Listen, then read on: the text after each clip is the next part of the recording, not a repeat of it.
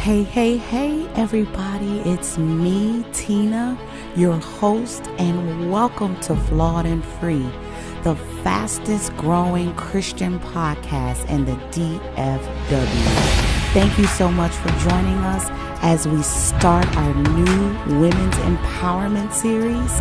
And today's episode is titled Boss Babes and Business Branding. I have a very special guest today by the name of Nicole Wright. Nicole is a social media entrepreneur and advocate for women's leadership and owns Savvy and Social, a social media solution for small businesses. So come on, y'all, let's get it. Hey, everybody, how are you? Thanks for coming back and tuning in to Flawed and Free podcast today. We really appreciate you taking this time out to come hang out with us. Today we are talking about boss babes, women of wisdom and women of entrepreneurship. I have a wonderful guest here with us today. I'm super excited. Her name is Nicole Wright. And Nicole Wright is an always networking social media entrepreneur. She's a whiskey lover and an advocate for women's leadership and diversity and inclusion. She works as a program engagement consultant for Acosta and owns Savvy and Social, which is a social media solution for small businesses. She's an ambassador and a regional officer for the Network of Executive Women, and she hosts events, moderates conferences, and is a speaker on various topics. Nicole resides right here in Arlington, Texas with her husband Donovan, her stepson Elijah, and a Yorkie named Denim. Nicole's life motto is be ready for all opportunities, especially the ones you don't even realize that are coming your way.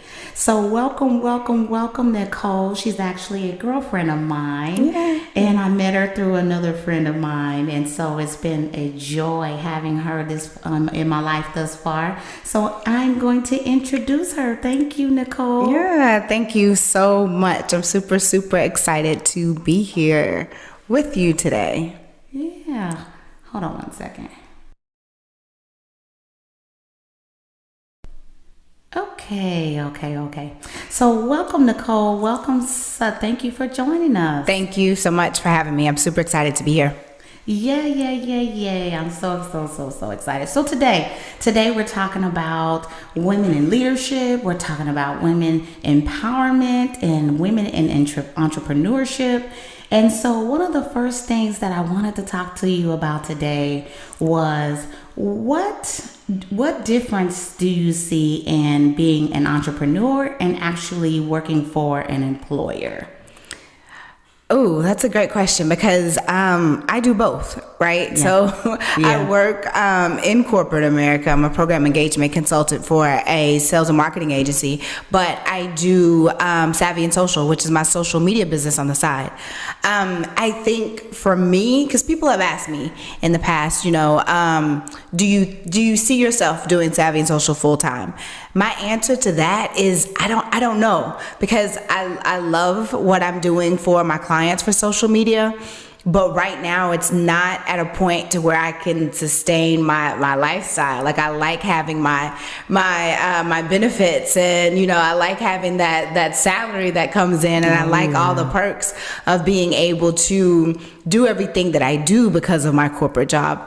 But entrepreneurship is definitely, it's been fun. It's been a journey. It's been a learning lesson for me, because I think I started Savvy and Social kind of on a whim. It was just something that people were asking me to help them with when it comes to social media.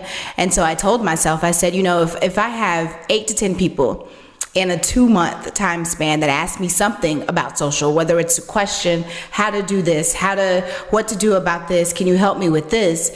Then I've got something. And so that actually happened. I had over a 2-month time span, several people came to me, was asking just random questions about social media. And I was like, okay, this is something that I could see myself turning into a business. And so that is kind of how Savvy and Social started. I was already helping people with social media. So I was working with Travis and TJ's Catfish and Wings. I was already doing it for my networking organization. So it was natural for me just to be able to start it and to turn it into an income for me to, for a way for me to make money. Did I know what I was doing? No. When I started my business, I had no idea what I was doing. And so it was one of those things that I had to actually research and kind of figure out, okay, what's my first step? Like, how do I go about doing this? Because I wanted to do things the right way. So it's been a lot of fun. It's been a lot of hard work. But yeah, I'm taking it slowly right now, just because social media is one of those things that it's always changing. The rules of the land is always changing. The platforms are always changing. There's always something new that's coming into it. So it's one of those things to where you have to stay up on the trends. You have to be in the know of what's going on and what people are looking for. And then, so yeah, it's one of those things that I've invested time into learning and getting better at. And you know what? When you and I met, this young lady, she has a presence, not just you see a lot of people on social media that are maybe nothing like they are in real life. They post great pictures, or they appear to have good, great personality, or this wonderful life. But truly, what you see with Nicole is what you get, period. So, that's one of the things that I've respected. And, as we've gotten to know one another over the course of our short friendship in time, it hasn't been like a 10, 20-year friendship, but though it's been short, it feels like almost forever. Absolutely. Because we just hit it off immediately. Yeah. And so when I was able to see your social media presence, I was like, she is bigger than life. Like, she is truly bigger than life. But even in person, you're not one that commands the room. No. You're not one that, that puts on an air or frauds and facades and all that sort of thing. And sometimes I think in social media, people portray themselves. And yes, we always show our best selves. I mean, come on now. Yeah. I mean, that's just a realistic side of social media and how it works. But all in all, you are truly what you present yourself to be. And so I think with you personally, I can speak to the fact that it's authentic. And I think even in the social media world, with as much as we know that, we kind of figure out what's real, what's not, we're still looking for that authenticity. Yeah. We're always looking for that real side of people, because there's so much of it. Yeah. There's such a great influx of influencers and social media strategists and entrepreneurs, and it's a big deal, in digital branding and marketing. And when you tapped in, it probably wasn't even what it's doing now, or even what it's projected to be.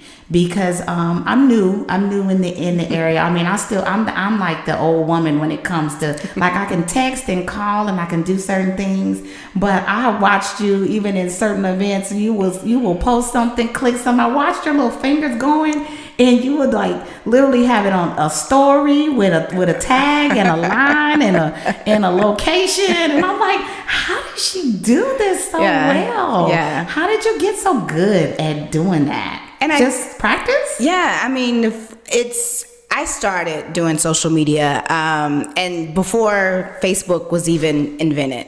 So basically, when I was in college, there was a company called College Club. Right. And so College Club came to my university. They were looking for ambassadors. And I was like, okay, this looks like a cool gig. I was in school full time. So I was like, this looks like a cool side hustle or something that I could do. And so basically they were looking for people to become team leaders, to build a team, to get people to join College Club. Right. So my job literally was to go around campus, take photos of people at their events during their club meetings, whatever their organizations were. So I would go around campus, take pictures of people, give them a card. And on that card, it said, you can find this photo on College Club, but you have to sign up for it. Okay. And so I was able to build a team. I was a team lead, so I built a team of people that wanted to be college club ambassadors. Okay. So I had a team of I think it was 5 people, and we were getting paid for getting people to sign up for college club. And we had this humongous camera. It was a camera with like a 3.5 disc. The old disc that you had to put into a computer. You know what I'm talking about? Yeah, I know what you're talking about. It was real old school, right? So it was I didn't even know they had cameras like that. It was an actual camera It was a camera, and you put the disc inside the camera, and then to upload the photos, I had to go to the computer lab and insert the disc into the computer, upload all of the photos that I had taken for that day. My team was responsible for doing the same thing, and people could download the photos that we took. Okay. And so I did that for probably about 6 months. The company actually went bankrupt, and I think they went bankrupt, and then they were purchased by another company. So that was my first taste of social media, because when people started realizing what I was doing around campus, everybody wanted their photos to be uploaded to College Club so they can download them, because the camera took really great shots. Right. This was before we had these sophisticated camera phones and stuff. Right. So that was my first experience with social media, with kind of managing and leading a team of people who were doing social media. But at the time, I didn't think anything of it. I was just like, okay, this is a great, fun, part-time job. Fast forward to now, it's just been one of those things with me, with just kind of learning the ins and outs of social media and kind of learning the tricks. I watch a lot of YouTube videos. I've read a lot of books when it comes to optimizing and engaging with people on social media. So it's kind of all about kind of knowing what people want to see and kind of just figuring out how to get more visibility. Right, right. So that's kind of like even where I'm at, in starting my business, and it is my side hustle as well. Yeah. I do work as a medical provider, but I work on the administrative and the corporate side of things in the hospital. And though it has its perks as well, its pros and its cons, as a single mother, yes, that's where I'm at right now. I really, I need my benefits. I've been in my field for 20 years, and there's a comfort level that comes with that. And, who knows? We'll see where God takes me in this realm of my life and business.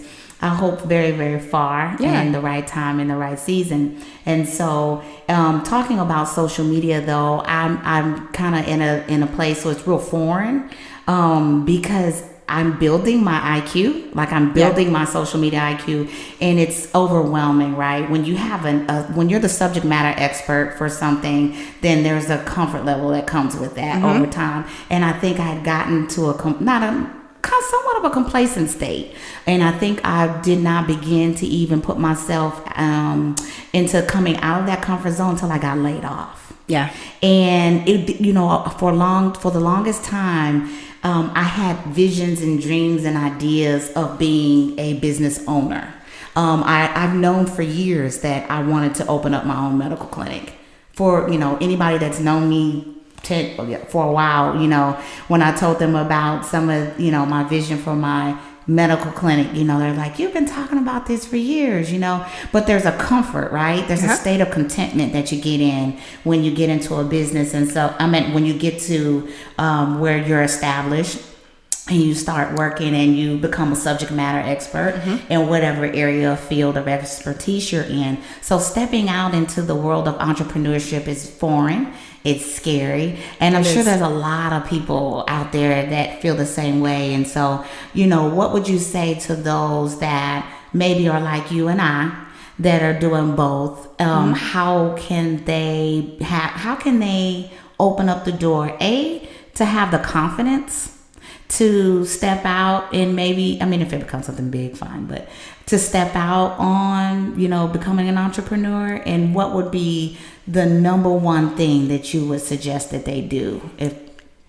What do you think? Yeah, I think the hardest part of starting anything is actually starting it. Yeah. Like taking that first step is going to be super, super scary. Yeah. You're going to be terrified because you're probably, you know what you're doing. You're the subject matter expert. You know what it is. But at the same time, there's a fear of being judged. Yeah. There's a fear of, what if nobody buys my product or service? What if nobody likes it? What if people have negative things to say? And all of that is going to happen. Right. Like, there are going to be people who have negative things to say, who don't like what you're doing, who are judgmental about what you're doing, who aren't going to buy your product and service, who aren't going to like your messages or your post on social media. But you just have to be ready for that, because you know it's going to happen, right? And so, again, the hardest part is just starting it. But once you actually do, I think then you just kind of see how natural you are at it. And then it just becomes really, really easy, you know, because this, especially if it's something that you've been doing for a long, long time, you know your stuff. Like you know what you're good at, you know your strengths, you know your weaknesses. But at the same time, it's just a little difficult to just be fully transparent. And like you said before, keep that authenticity to where people believe what you're saying and they trust what you're saying. And so that, it takes time to kind of build that stuff up when it comes to, especially when it comes to social media, because you're right, there's a lot of people out there that are, you know, saying that they're this, but actually living a completely different life. And it's easy to kind of want to keep up with everybody and everything, all the things. There's so much out there. There's so many, everybody's an influencer, everybody's a blogger, everybody's a vlogger, you know, and it's one of those things to where there's so much information, there's so much out there, there's so much content that you sometimes don't know what's real and what's not. And so I think that's one of the most important things on social media is you have to be transparent. You have to show bits and pieces of yourself that make you real. Because we could take 100 million most amazing photos as we are dressed up to the nines, ready to slay all day. But at the same time, you have to be able to show who you are when you at home sitting on the couch eating popcorn, watching TV with your head wrap on. You know, so I think that's, and not to say that you have to show that, but it's just one of those things you have to show everything in between, and you have to be ready for people to be in your business. If you're putting your business out there, they're gonna be in your business, so you have to be ready for that. So I think, again, like the hardest part is actually starting it. And then once you do start it, you have to put yourself on like a schedule, and you have to kind of have purpose behind what you're doing, because especially if you're building a brand on social media, you don't necessarily want it to be, random. You don't want your brand to represent all the things of everything that you do, you know, so you have to have some intent, and it has to be very purposeful, because it has to be targeted, because if you're putting messages out there that don't necessarily match your brand, then people get confused, and they're like, wait, I thought this person did this, you know. So you don't want to confuse your audience, so you definitely have to sit down and think about, one, what you're doing, what you want your goal, what's the outcome of this, like why you're doing it. You want to consider your audience. You want to first realize who your audience is. You know, if you're trying to reach mothers, or if you're trying to reach certain demographics, you have to know who those people are. You have to know what they want, and you have to design your messages to specifically target them. So there's a lot of thought process that goes behind it. But again, once you start it and you know what you're doing, then just do it. That's the thing. You just gotta just put it out there and see what people say, because you'll get mixed reactions. You'll get people that love it, and at the same time you get people that's like, and the people that are like, you can't take that personal. I have found that you know, again, you know, the world of business and building a business and entrepreneurship seems so far from what I wanted. I knew I had a desire to, as far as the clinic, you know, was concerned. I never saw myself doing this. This wasn't a lifelong dream. This was something that I received in prayer, and I received just kind of like almost, it wasn't random, but it was intentional in the way it came. And I remember, you know, in prayer, when I received some of the word that I got from God, and I was like, huh? Me? You know what I'm saying? Yeah. And I'm gonna tell you, the first thing that came to me, there were several things that came to me in prayer, and we talked about, I have conversations. We have full-blown conversations. Yeah, good old conversations. And I said, I don't know what to do. Never had an issue being a talker. Mm-hmm. So that's anybody that knows me. Everybody. The first time I met you, I was like, oh my gosh, she talks so much. And I laughed about that because I was that very first time I met you, I was sick because I had just had surgery, and so I was in pain, but I needed to get out of the house. And I met you. I went over to Alice's house, and you were there, and I was like, I like her, but she talks so much. that was my very first time meeting you, and that's funny. That's so funny because I think my personality, you either really love me, or you just don't. You just don't. And so I did expect that, coming into this platform or whatever. And I was like, either people are going to be like, I'm sick of hearing her talk, or they're going to be like, I like hearing you. Exactly. Yeah. And that's with everything. Like I said, you have to be no matter what it is that you're doing, you have to be ready for the haters. You got to be ready for the people to judge you. Whether you're doing it amazing and you're killing it, there's going to be somebody that says, oh, her lipstick didn't match her shirt, whatever. Right. I mean, something random, but it's negative, you know? So you have to have a thick skin to be able to deal with that and not want to clap back every single time something like that happens. Because if you clap back once, then there's going to be other people that are going to come and they're commenting. And so you spending all your day, you spending your entire day in this negative space trying to clap back at people, and that's just that's not healthy. And it can be a turnoff, for people. Absolutely. And and they're like, what, I really like this person, but I know it's been for me. I've seen a couple things with some people I followed, and I was like, really?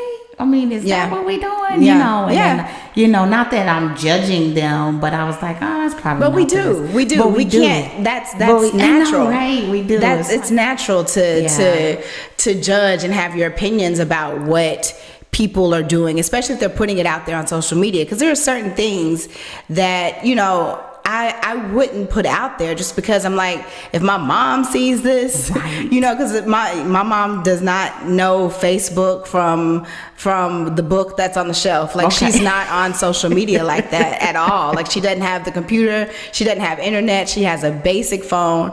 So it's just like I wouldn't post anything that I would not want my mom, that I would be embarrassed if my mom saw that, because I do have a lot of other family members, and they'll tell my mom, oh, I saw, Nicole, she was on Facebook, she, had on this really cute dress. And so I hear stuff cute like that from my mom. So I know that there are people that are telling her. So at the same time, I would hate for her to come to me and be like, what is this that, I saw somebody told me about you being on Facebook and you cussing and fighting, because I cuss a lot. Right. But I try not to put that out there on, like, I try to moderate that, because yes, that is who I am. That's my personality. That's how I talk.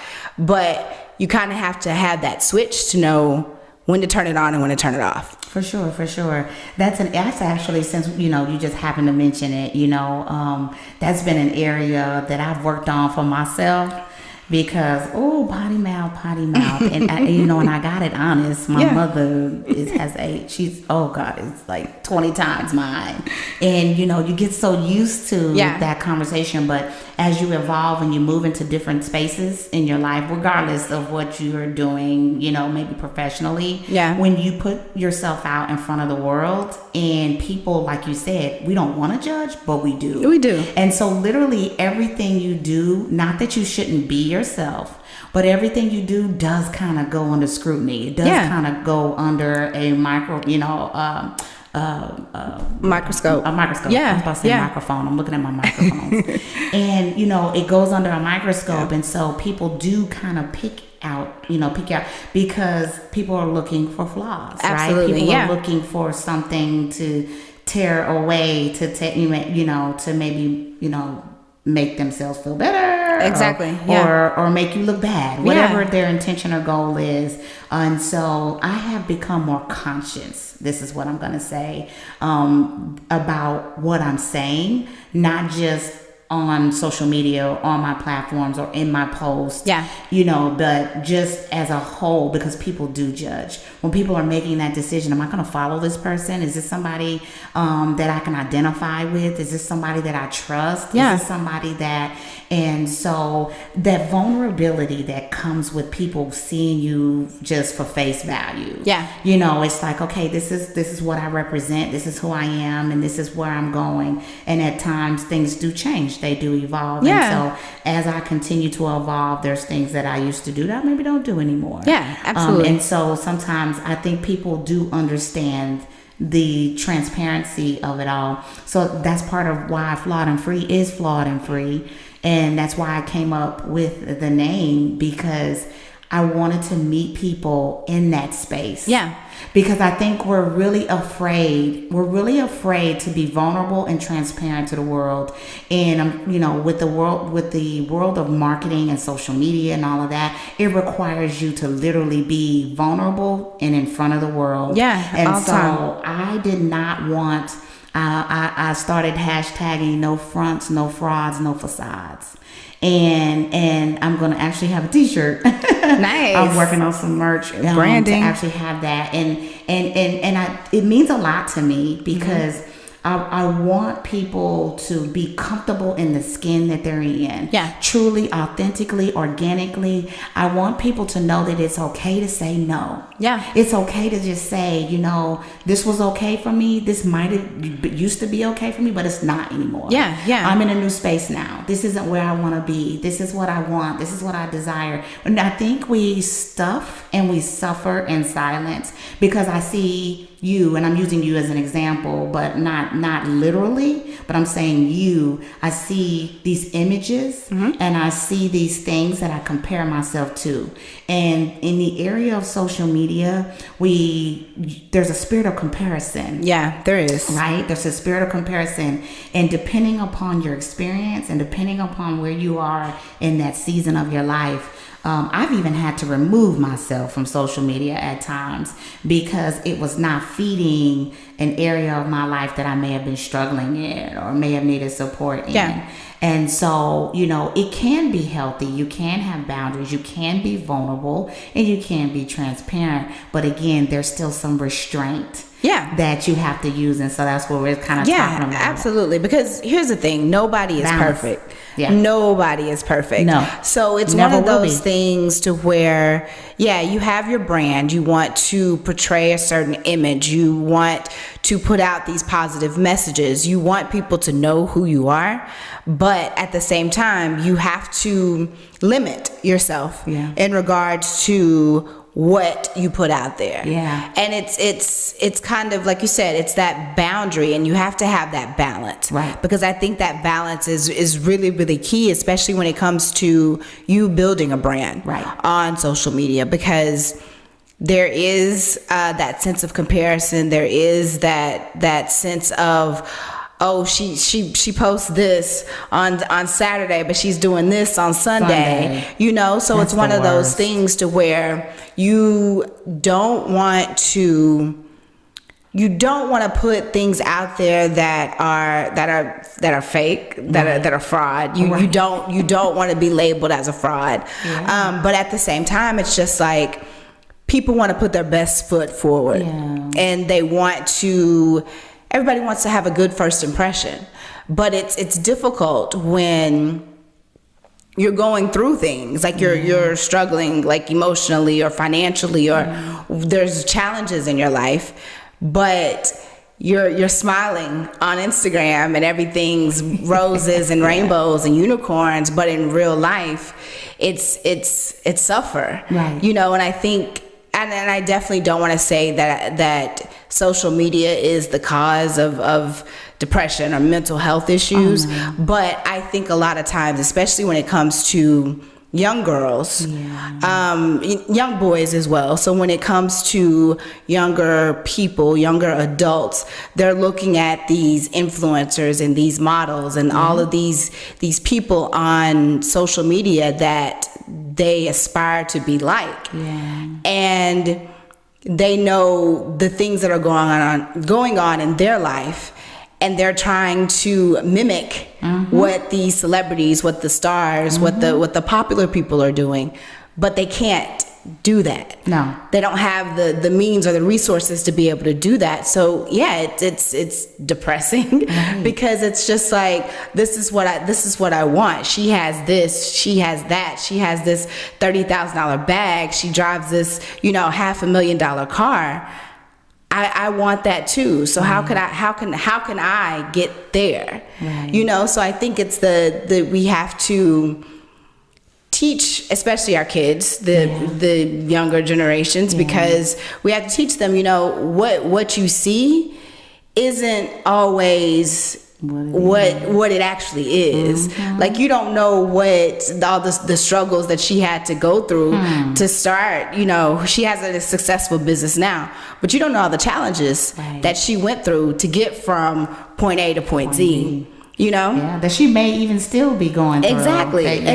And so I think that's, as an entrepreneur and as someone, and I'm not going to say because I'm definitely not an influencer, but I think that's the reason that it's important to keep it real and to be as authentic as you can on social media, because it's other people are watching. When nobody's in the room, there's somebody that's watching. There's somebody that's scrolling through your feed. There's somebody that's looking at your Facebook pages. There's somebody that is watching everything that you do. So you have to be authentic. Well, you know what? And you're right. And I actually disagree with you not being an influencer, because it depends upon your definition of what an influencer is. I believe we are all influencers. Yes, that's true. Whether we're on a platform or not.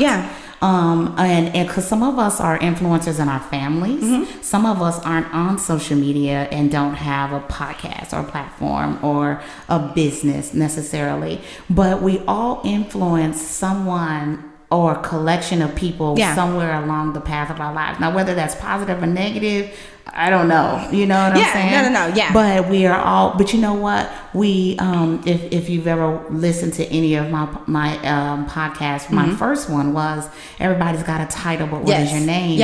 And I talked about the name and where it came from, and I talked about titles, and I hate them. I hate them. Now, granted, you got to call something by name. Right? That's true. Everything has a name, and your name is based on who you are, your character, and all these other good things. But your title changes, right? It does. And if I live underneath a title, then I've just put myself under a limitation. I've just put myself under, so I identify as many things. You are an entrepreneur. Look at you. You are a business owner. You are a wife. You are a mother. So you're a stepmother. You have children. And you have lots of roles. And if we put ourselves and limit ourselves under one title, then we really limit ourselves to our capability and our potential to do so much more. And so as an influencer, for me, I believe that influencers are people, anybody that contributes or complements people's lives in some way, shape, fashion, or form. And so even if it's intentional or unintentional. So. And I completely agree with that. It's the same with leadership. Like, I don't think you don't have to be a director or a manager or a VP or an actual people manager to be a leader. Like, the leader can be the person that volunteers for the community service organization who is helping everybody come together. So it's the same thing with leadership. And so when I say I'm not an influencer, I know what you meant. but I'm just saying, like, as far as like being a social media influencer. Those are the people and the that title. Those are the people that have millions of followers. Who get paid for sponsoring or get paid for partnering with different brands and helping promote those brands and stuff. And even though, like, I do a lot of that because I host whiskey events, I do a lot of work with Network of Executive Women, but it's one of those things for me. Even if I was like considered an influencer. Right. For some reason that term to me, like recently, has become a little negative, just because it's yes, I want to influence positive things, and I want to be that person that can recommend something and people take my recommendations and run with it.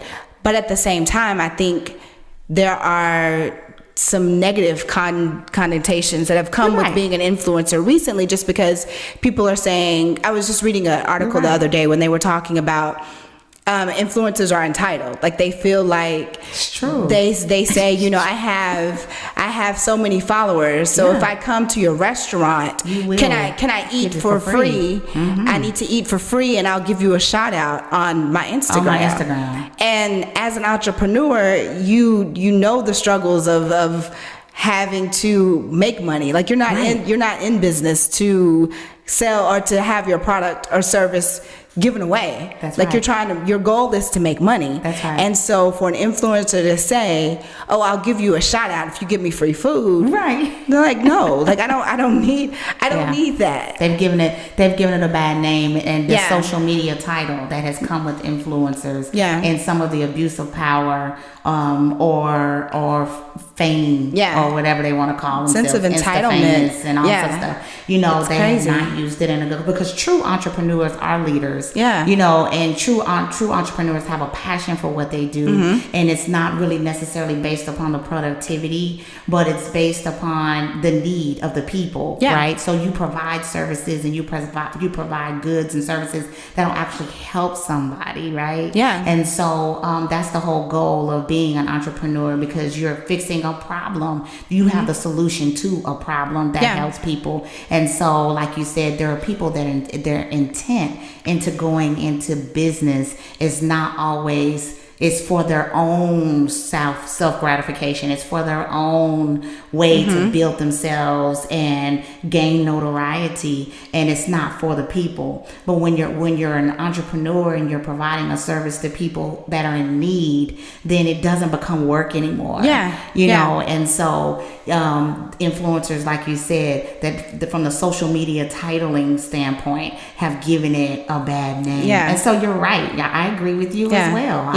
And see, not all influencers are like that. Right, but true. I've just seen they're a few articles, recently that have been written saying, you know, that they're you know, they're entitled, and everybody wants something for free. But I know, at the same time, I think it's understanding the importance of supporting an entrepreneur by saying, instead of saying, hey, give it to me for free, just I'm gonna reach out to you. I'm gonna buy this product. And I'm still going to tell my followers, or the people that follow me on social media, about this product, because I want to support you as an entrepreneur. I think people don't, I'm not going to say not everybody supports the way that they should, but support doesn't always come in the form of money buying something. And support comes in the form of sharing something on social media. It's like sharing your podcast, for example, sharing an episode, telling friends about it, liking, commenting, all of that kind of stuff that people talk about on social media. That stuff is important, because what that does is it's telling, there's a whole algorithm thing that goes on with social media, and so it's one of those things that nobody really understands. It's hard to figure out, but there's a time of the day, there's a day of the week, there's all these things that tell you when you should put content out on social media. What people don't realize is when you log into your social media and you start to like and you start to comment on posts, that actually not necessarily boosts that post, but that gives that post a little bit of cred to where more people see it. Right. And so it's that thing that kind of, even like if I log into Instagram and I find your podcast, one of your podcast posts, I like it, I comment, I tag a friend. That friend sees that tag, they come to that post. If they do that, and if you have a series of people that do that, then you're able to, one, boost your following, two, boost your engagement. And that's kind of where, that's a great way that takes 5 minutes and $0 to be able to support an entrepreneur. So before I even understood that, I understood it from I'm understanding, because I'm still in the process of learning, and I'm in a huge learning curve right now. But before I knew that, I just supported people because I just genuinely did. Yeah. Like there was nothing. And so as I'm understanding or trying to understand how these algorithms work, I'm like, is this a setup? Is this, is this the, we think it's supposed to work for you? Yeah. But I'm like, this is working against us. Yeah. Who does this? And I think a lot of times some people have that support mentality when it comes to social media. So they just, they know, they get it. You post something on Facebook, you share it, you invite somebody to watch the podcast episode or whatever it is that you're doing. Like some people just get it, they do that naturally, great. But other people, you kind of have to ask them or tell them, you kind of have to encourage them, not necessarily encourage them to support you, but you have to kind of tell them, like, you can do this. But this is a great way you can support me. You don't have to buy my product or my service or whatever it is. But this is a great way for you. So a lot of times you just have to encourage others to support you in the way that's going to be beneficial for you. Right. Yeah. Yeah. And so, you're right. Because of course, you find out quickly who supports you and who don't. Yeah. But now you get ghosted. You get ghosted real quick. People you used to see, you don't see them no more. Exactly. And what's crazy now is so that recently, like Instagram took off the likes. Yeah. I still see them though. You see them for your post. Okay. You can't see the likes. So if I post something, you wouldn't be able to see how many likes my post has, because it used to say whenever you used to log into Facebook, you click on one of my pictures or whatever, it would tell you such and 62 other people liked this post, right? It would give you an actual number. Now you don't see that. Is it? You know what? And I'm gonna look at my phone while we're talking now. You don't see that because the thought process behind that was that people were. So how do I get to see, like for instance, how do I still get to see those likes? Sorry, y'all, I got her looking at my phone. Have you updated your Instagram lately? Oh, maybe that's what it is. Maybe. I'm like, how do I get to see? Yeah, because mine looks completely different. Because the thought process behind that was, people were living for likes. It's one of those things that people, you post something. I was like, okay. You post something, you check it in 2 minutes to see how many likes you have. You check it in 5, check it in 10, and then it's like, if nobody likes the post, then like, that person's feeling like, oh, this wasn't, I shouldn't have posted this or whatever, and so they started. And with the algorithm, 2 people probably saw it. Yeah, well, I mean, and it's one of those things where, like, they started doing that, like overseas, they took away the likes in other countries first, and then they've recently taken away the likes for the US. And so now Instagram influencers, they were first having a fit about this because they're like, how am I going to live now? Because people aren't able to see how many people like my photos. I mean, like literally on the edge of the limb, like about to jump. And so it was a big deal. But I agree, and I think that the thought process that Instagram had behind it was just because it's you if you feel beautiful in this post and you post this picture of yourself, let's just say it's a selfie, and you like it and you post it. That's what matters. Like if you have 3,200 followers and all 3,200 followers like this post, okay, cool. But what is that? That kind of validates, I guess, if that's what you're looking for. But if nobody likes the picture, that doesn't mean that your worth is any less than it did, and it shouldn't destroy your confidence. No.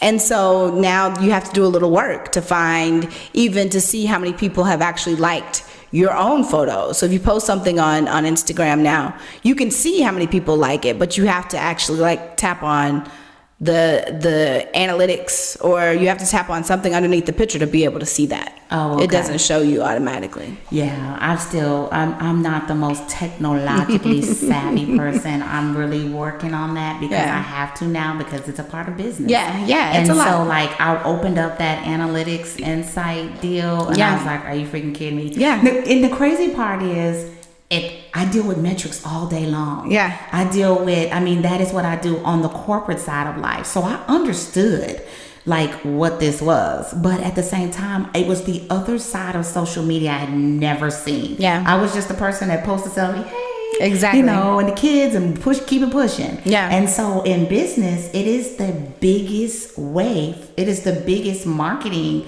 That's free. This is the way, period. It is. It is. We don't even have phone books anymore. We don't even have a lot of the old ways that we used to do marketing and stuff. That's like gone away. And then even think about like when you're looking for something, say you're looking for, because this was me the other day, I was looking for a holiday dress. And so I started with Google. And then I went straight to Instagram, and I searched holiday dress, and I found all of these accounts and these gorgeous dresses. And so it's a new way to find services, businesses, whatever it is that you're looking for. Right. It's a quick, easy way just by using hashtags, searching locally. Think about all the things that like Facebook does. So there's a Facebook marketplace where people can actually they're selling, selling and buying goods from Facebook Marketplace. And now Facebook has a dating service or something. I haven't seen it. I don't know. I saw that. I saw it pop up, and I was like, girl, I got enough trouble in my DM. Look, exactly. I haven't seen that. I guess it's good trouble to have. I'm not complaining to some degree, but I'm just like, no. And so think about all the different things that all the different components of, let's just say Facebook, for example, because there's so much that's on there where you can, you have the watch, where you can watch the live stream videos, and it has all these different things and services inside of Facebook, to where basically whatever you're looking for on Google or whatever your search engine of choice is, you can literally find on Facebook. And it could be 10 minutes down the street from you because somebody is selling that exact thing on a marketplace. And then think about how many times you've actually searched for something in Google, and then all of a sudden you see that thing, because you told the shoes, right? You see that thing pop up as a sponsored ad. But I never looked for the shoe. Okay, so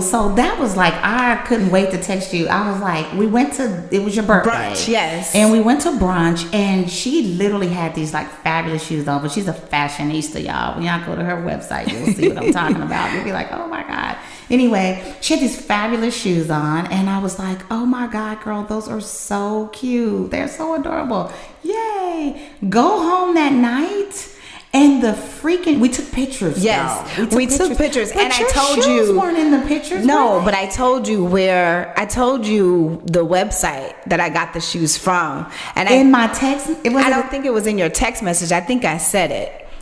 I think I said it. Oh. And I may have showed you the actual page on Instagram. Okay. And then whenever we took the photo together, I tagged you in the photo. So that, girl, I'm telling you, like, know. I think I don't want to say our phones are listening to us, but I really do think they're listening sometimes. It makes you wonder, because I was like, oh, okay, you know what? I'm totally convinced, because I did not look for this shoe. I didn't Google this shoe. I'm just scrolling through my phone, and there's your shoe. I was like, it was like the same day, or maybe the next day. I was like, oh my God, it's crazy.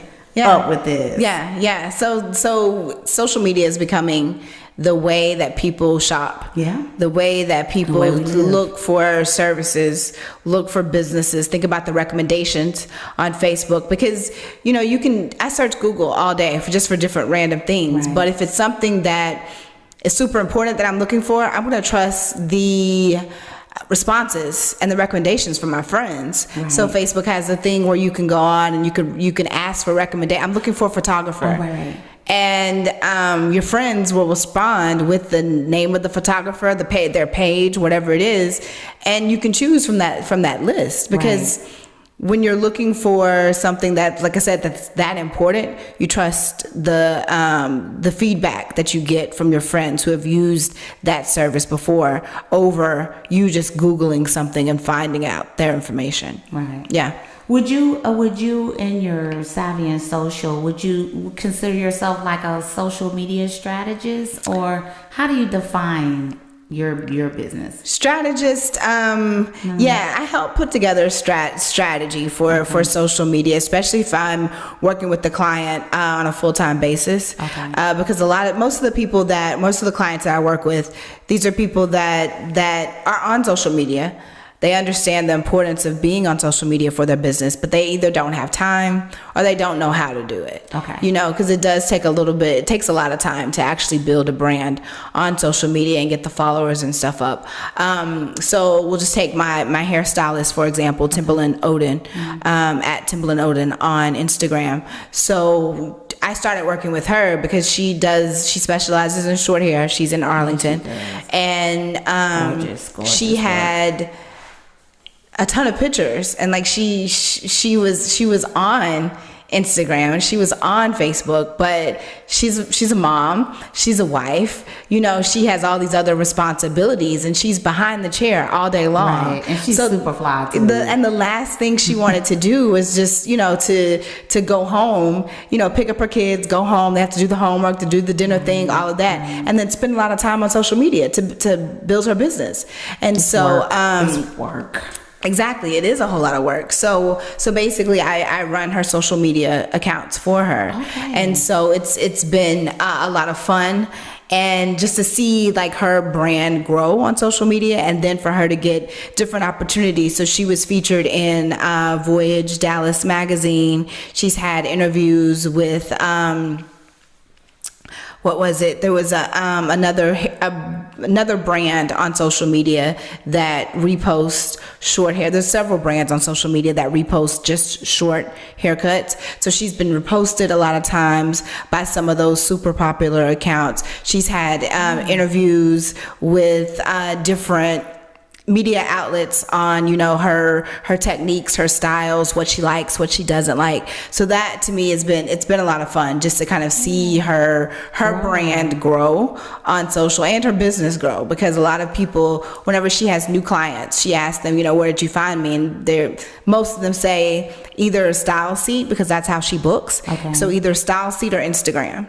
Wow. Yeah, because people are looking for short hairstyles, makeup. You think about how popular makeup bloggers and the people that makeup artists are on social media. Because I can tell you, like, as I was looking for a holiday dress, I was actually looking for makeup as well, somebody to do my makeup. And then if I didn't find anybody to do it, I was going to find a tutorial so I could do it myself. Yeah, but luckily I found somebody to do it, because it would take me hours to do what she did. Naturally beautiful. Naturally, you don't need anything at all. Thank you.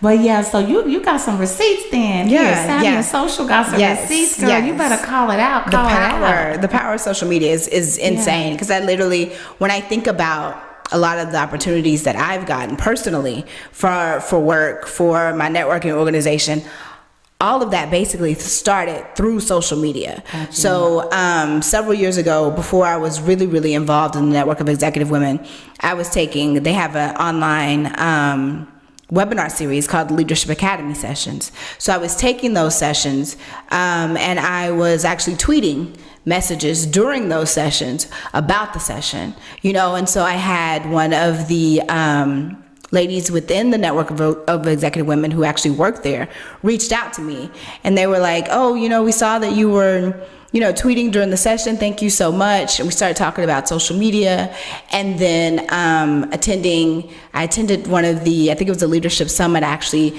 met this person in person at the summit, and we talked. And so, it's all about networking, but at the same time, it's all about putting those messages out there and supporting other people. And so from those series of tweets and some of the things that I was doing within the networking organization, I was asked to actually speak at a conference.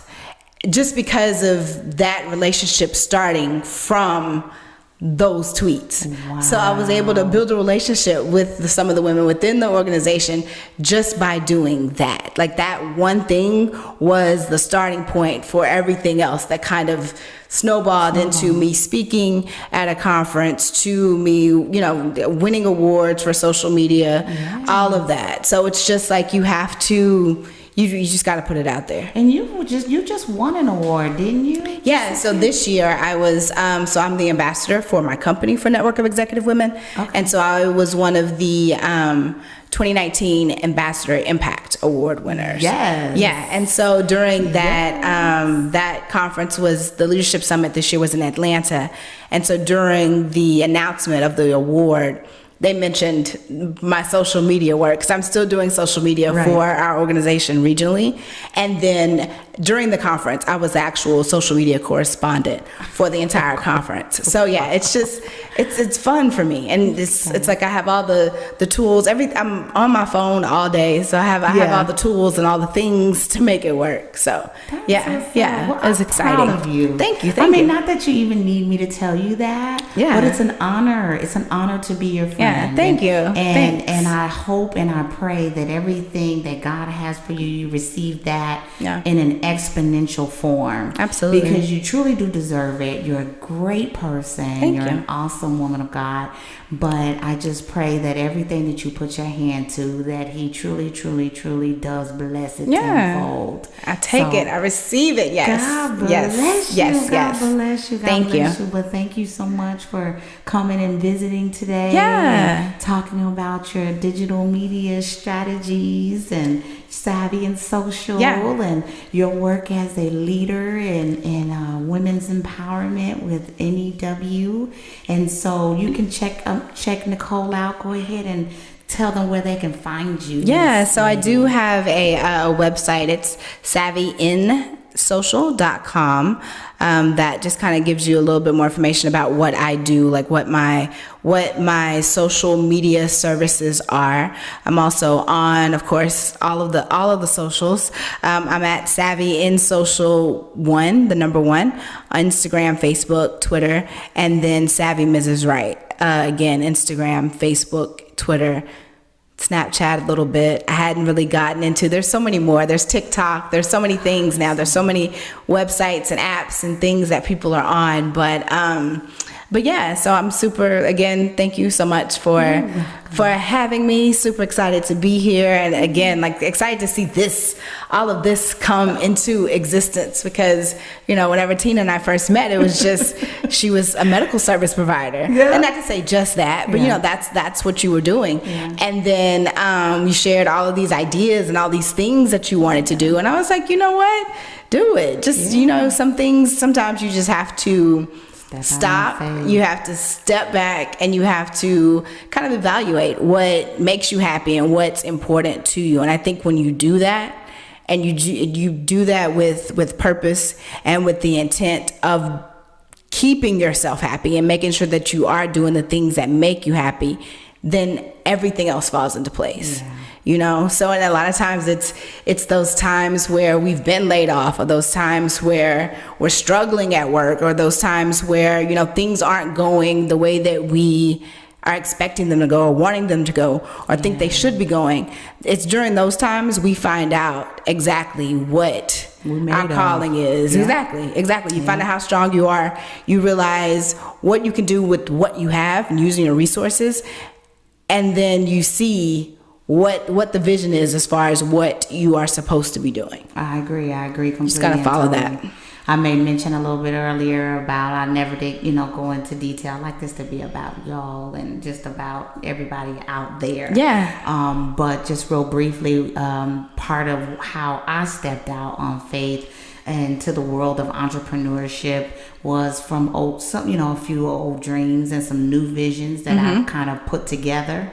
and decided that regardless of what I could see in the natural, that I was going to step out on faith. Yeah. And I was going, even though I didn't know what to do, how to start it, I'm still learning. And so I wanted to empower and encourage those of you that are out there, that if you have a dream that's gone dormant, if you have a vision that has gone, and been delayed or something like that, that it's never too late. Each day that God gives us is truly a gift to do it again. Yep. And that's why it's called the present. Right. And to try it all over again. And so even when you don't know how or when or who, he will put the right people in place.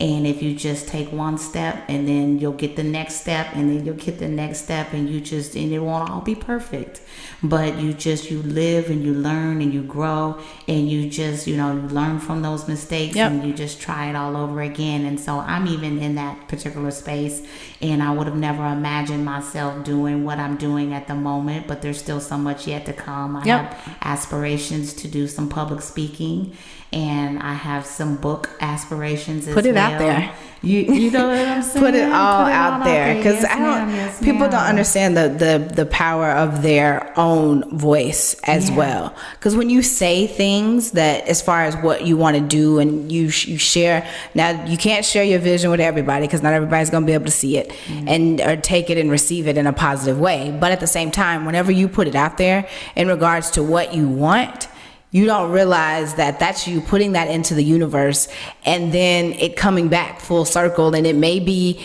5-10 years down the road, but you're in that place that you've prayed about, or that you asked for. You're actually doing that. And so whatever it is that you want, put it out there. Say it out loud. Yeah. Say it out loud.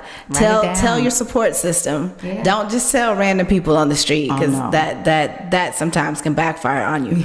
But tell your support system. Tell the people that are closest to you in regards to what it is that you're working towards, what it is that you're doing. Yeah. And they may randomly support you and bless you along the way. Yeah. But then whenever you are actually doing the things that you said you wanted to do, then you can look back and say, wow, this is exactly what I prayed for. Exactly.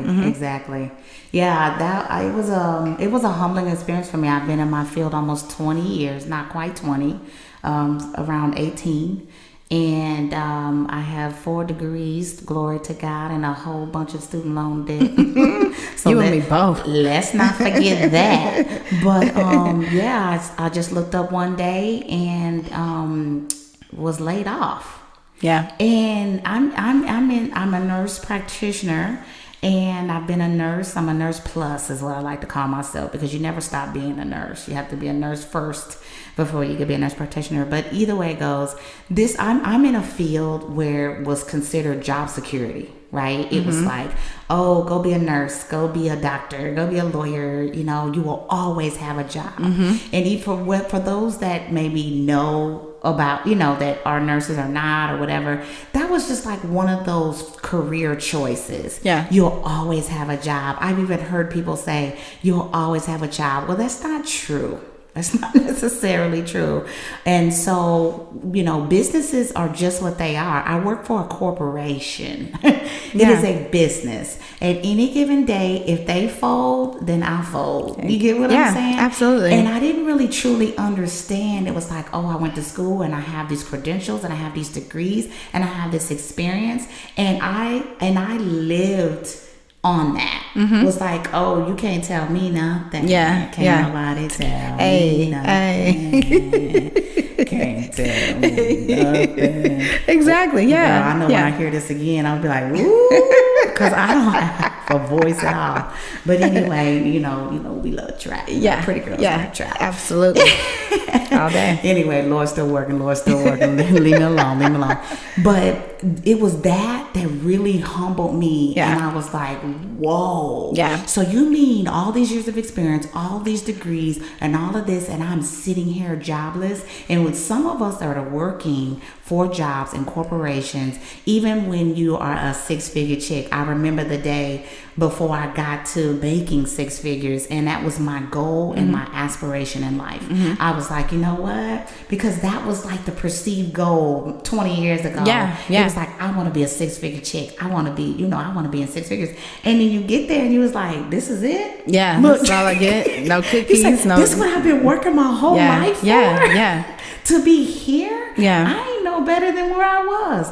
And so, more money, more problems. Right. And no offense to myself or anybody that's worked hard and is making 6 figures or not. But I thought to myself, this is what I thought the ultimate goal of life was. I make 6 figures, you have a family, you have kids, you do this, you're going to live this life happily ever after. Not so true. Maybe for some, not for me. And so that particular situation was so humbling. I began to look at life so differently.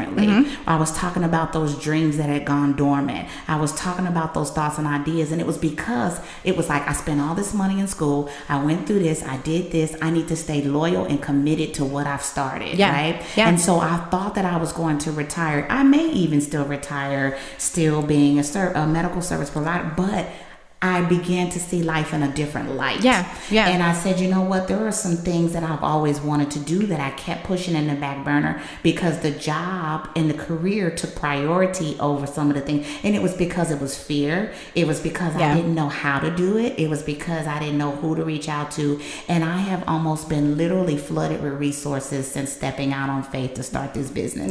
The people like such as you that were literally right under my nose that I was friends with, that I hung out with, that I talked to, and I was just in this box. I was in this box of where I was comfortable, and I was in this box where I was the subject matter expert, and I had built up so much credentialing, certifications, and that in that area of my life I sat high, and so to go from that high area to go over here where it was completely something I didn't know anything about. It was a foreign land. It was like starting from ground zero. And it was like, here's all these influencers, here's all these social media strategists, here's all these entrepreneurs that are leaps and bounds ahead of me, and I have no idea how to get there. But I'm starting at ground zero, and I was like, okay, this is possible to do. Absolutely. I can actually live my dream. And so I want to encourage anybody that is listening that may have had a dream or a vision or something, and they've let their responsibilities to their families or to their children, to their communities, or even to their ministries, whatever it is, do not go to sleep on what it is that you want to do. If you desire to be an entrepreneur, I don't care if you're slinging cookies, I don't care if you're doing her, I don't care if you one of 10 million that's selling bundles, whatever it is that you have a desire for, if God is giving you the desire for it, he will open up the door and make the provisions to get you where you need to go. So in prayer and in faith, he will support you and send the right people in place to get you to the next place. So, I just wanted to say that, as we kind of tag ourselves out, I thank you so much again for coming. Absolutely. And thank you guys so much for coming to Flawed and Free and listening to another podcast. Your support is so greatly appreciated. I am your #1 hope dealer in Dallas, Texas, serving up word and wisdom. You can find me at www.theflawedandfree.com, or you can check me out at any of the social media platforms: Apple iTunes, YouTube, Google Play, Facebook, Instagram, and SoundCloud. I think I caught them all. Oh, I'm on Twitter as well, but I don't know much about Twitter. I'm still trying to figure out how to tweet. I think I might have 1 or 2 followers. I got you, girl. I got you. Anyway, God is good. Be blessed until the next time, y'all. Less of me, more of you. Free to be me, flawed and free. Be blessed, y'all.